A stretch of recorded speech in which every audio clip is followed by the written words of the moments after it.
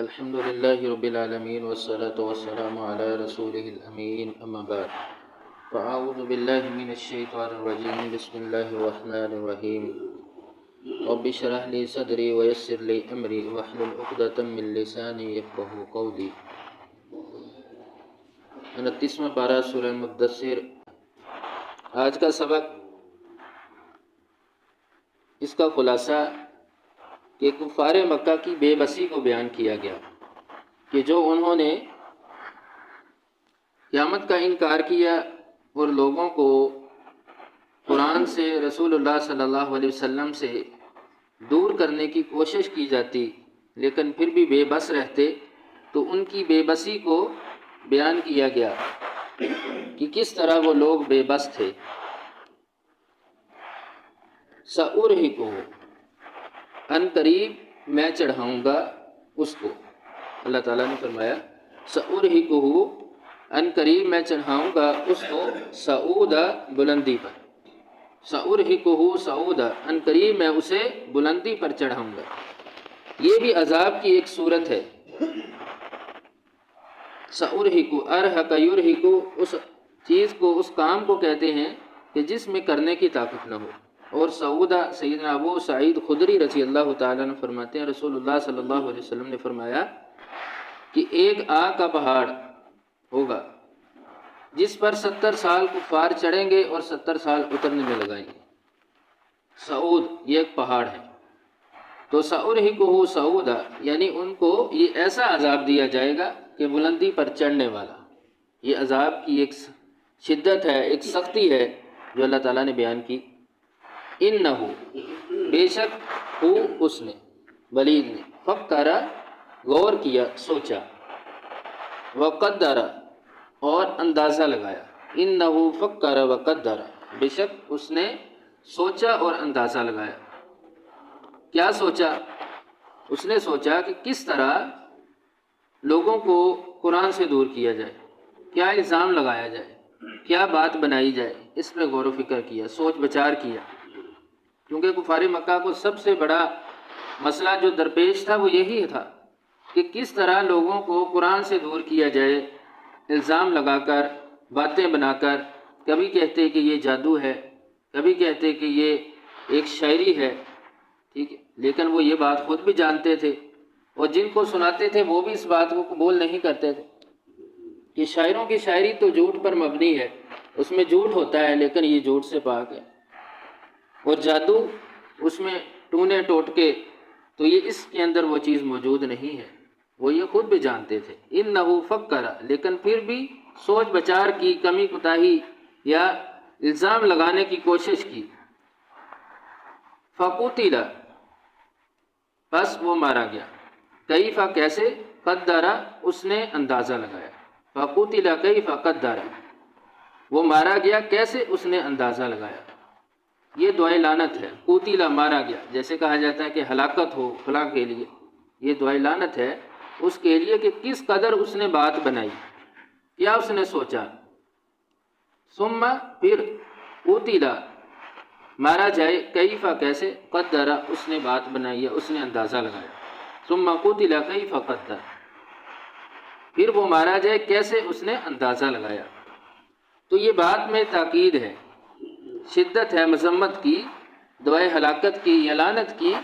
کہ اس نے کس قدر باتیں بنائی قرآن کے حوالے سے، رسول اللہ صلی اللہ علیہ وسلم کے حوالے سے، کہ وہ مارا جائے، اللہ کی لعنت ہو اس پر۔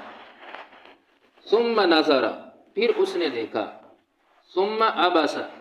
پھر تیوری چڑھائی یعنی ماتھے پہ بل ڈالے، وبصر اور منہ کو بگاڑا۔ ثم عبس وبصر اس نے تیوری چڑھائی پھر اور منہ پہ بل ڈالے۔ ثم پھر ادبر اس نے پیٹھ پھیری، واستکبر اور تکبر کیا۔ فقال پس اس نے کہا، ولید نے، ان ھذا نہیں ہے یہ قرآن، الا مگر سحر جادو، یؤثر نقل در نقل۔ فقال ان ھذا الا سحر یؤثر اس نے کہا کہ یہ وہ جادو ہے جو نقل در نقل چلتا آ رہا ہے۔ ان ہاذا نہیں ہے یہ یعنی قرآن الا سوائے قول بات البشر بشر کی انسان کی ان ہاذا الا قول البشر یہ ایک انسان کی بات ہے یعنی مکمل غور و فکر سوچ بچار کرنے کے بعد وہ اس نتیجے پہ پہنچے کہ دو باتیں سمجھ آئی ہیں ایک تو یہ کہ یہ ایسا جادو ہے جو نسل در نسل سحر یؤثر نسل در نسل چلتا آ رہا ہے لیکن وہ یہ بات بھی سمجھتے تھے ولید تو اس کو خاص کر کے سمجھتا تھا کہ جو جادو ہے وہ اس طرح مؤثر نہیں ہوتا اس کا اس طرح اثر نہیں ہوتا یہ تو قرآن وہ ہے کہ جو بیٹوں کو باپ سے بھائیوں کو بھائیوں سے الگ کر دینے والا ہے کیونکہ اس کے 3 بیٹے مسلمان ہو گئے تھے تو دوسرا لوگوں کو قرآن سے دور کرنے کے لیے کہ یہ ایک انسانی کلام ہے بشر کی بات ہے یہ نبی اپنی طرف سے ہی بات کرنے والا ہے تو یہ بھی وہ جانتے تھے چیلنج ان کے سامنے تھا کہ اگر واقعتاً یہ انسانی کلام ہے تو لاؤ پھر اس کے بارے میں ایک آیت چند آیات ایک صورت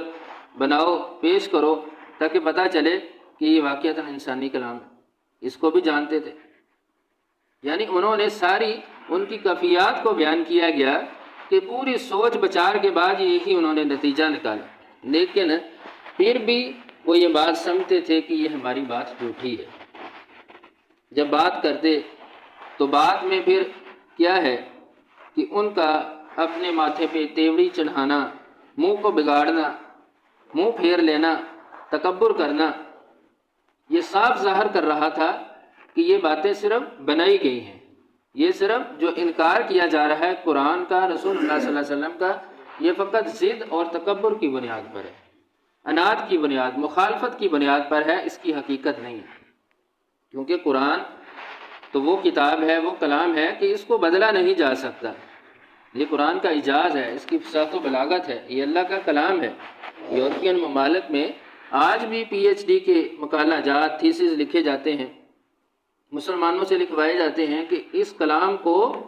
انسانی کلام ثابت کر دو لیکن نہیں کر پاتے کسی نے نہیں کیا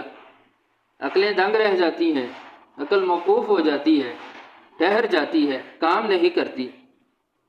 کچھ نہیں کر پاتے تو اسی طرح آج تک اللہ کا یہ چیلنج اور یہاں تک کہ قیامت تک موجود ہے کہ اگر واقعتاً یہ انسانی کلام ہے تو پھر لاؤ اس کے مقابلے میں کلام کوئی صورت لاؤ تو پھر جان بوجھ کر جو ضد اور تکبر کی بنیاد پر قرآن کا غلط مفہوم نکالے گا یا اس کی غلط توجیحات کرے گا یا غلط باتیں بتائے گا غلط مفہوم نکالے گا تو اس کے لیے اللہ تعالیٰ کی لعنت ہے اللہ تعالیٰ بچنے کی توفیق دے سبحان ربک رب العزت عما یصفون وسلام علی المرسلین والحمد للہ